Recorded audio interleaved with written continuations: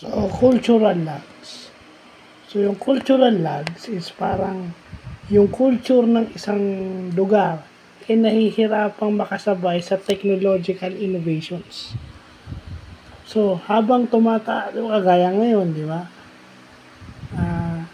Medyo modern na yung ating society, pero meron pa rin aspect yung culture natin na hindi makasabay do sa technology. Meron pa rin nananatili dun sa nakaraan. So, it is also known as yung difference between material culture and non-material culture. So, yan. Mabuti na't nalalaman natin yan. Ganyan na simple explanation yan. So, ibig sabihin, yung ating technological innovations may epekto sa ating culture. Pero yun nga lang, dahil nga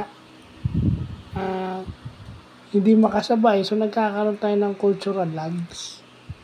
So, yan yung mga importanteng dapat natin malaman. Ako as Comsci, di ba? Graduate. Hindi lang ako yung program, di ba?